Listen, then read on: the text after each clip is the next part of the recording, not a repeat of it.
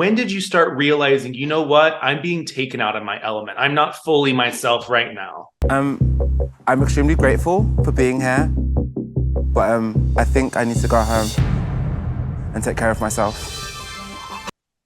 Girl, to be honest, like from the moment I stepped in the workroom, I was just like, I should not be here. Like it was such just like a gut feeling. It was very like instinctive, just like, oh, like being here doesn't sit right with my spirit. I feel very uncomfortable. I don't know why. But obviously, I've invested all this money and all this time into getting on Drag Race. I'm not going to like, walk into the workroom and walk away straight away. Do you know what I mean?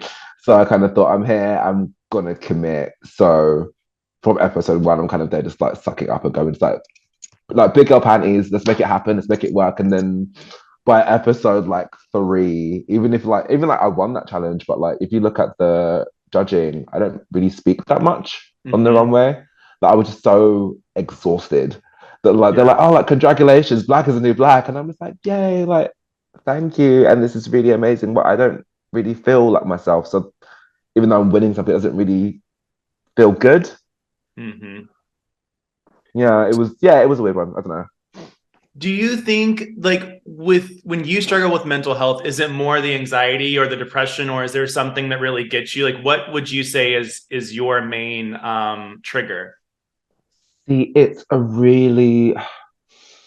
mainly anxiety, and then like the anxiety like then like tags along the depression. Like, hey, remember all the bad things that happened in your life, but you're feeling kind of shit in this hotel room with no one to talk to. Like it's very like that. And it was weird one because it wasn't even like the competition element of Drag Race that was making me feel like, oh, I'm not good at my job and I'm really shit. Like it was never even that.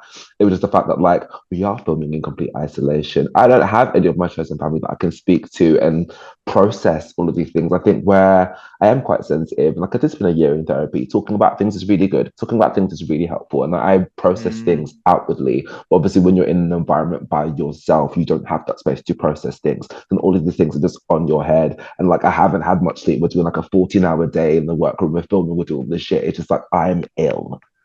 And I'm just trying to make and it happen. you don't have an outlet to even talk to anybody when you are on ice or when you are back in the hotel room and you are alone and you're just left in your own thoughts. Yeah, and obviously like the welfare team were like super lovely and like they would come and talk to me sometimes, but also they have like other bitches to take care of as well. They have a job to do and it's not their responsibility to cater to my mental health. Yeah. Do you like looking on it? I think that mental health is extremely a hard thing too, because I didn't know until the past like 2 years what actually anxiety and depression were. Like what I knew I had this feeling. I knew I had these moments, but actually tying an emotion to the feeling was so hard to do. And then once you realize it, it's like, oh, these really random feelings that I'm having are not just random feelings. They actually are something. But that's the thing. Like for me, when I was filming, it wasn't even a random feeling because I have a history of mental health issues. So I know what it is. I can feel it coming, going fuck. I can feel it coming. I can feel it happening, and I can't do anything to change it. I'm trying to get myself out of this headspace. But for me, my anxiety manifests as like a rush of like adrenaline, where like you just get butterflies. But it's not even like, oh, I have butterflies. It feels a bit in my tummy. It's like I'm in crippling pain in my hotel room. Like I'm unable to move. I'm unable to even eat properly. I can't really do anything. So just like there's no point in me continuing to be here if like, I'm not able to do my job properly. Yeah. Do you, looking at your whole experience, do you think that anything could have changed depending on the time that you went in? Like, do you think if you would have waited another year, you wouldn't have had the mental health issues, or do you think it probably would have already happened? Oh, it just would have been a thing anyway. I feel like really, even like someone asked like years ago, like, would you go on Drag Race? I'd be like, no, like, I don't think it's for me. And obviously, we spent 2 years in a pandemic, and I'm getting older. I need to start thinking about my future and like finances and like what I'm gonna do to like, secure myself. And it's like, okay, well, like I have an opportunity to go on Drag Race. I don't really vibe with the whole reality TV thing, but like, let's just give it a go and let's see. And then I got there and shit was happening, and I was like, oh, this isn't for me. I was right. Okay, well, I'm already here.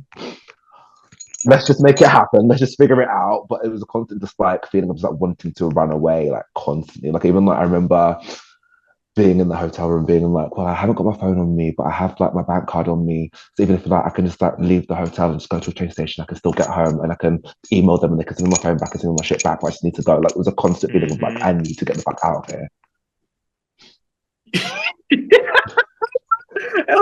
I was ready from the time I walked in. I was like, oh no, mental health is killing me. I am ready.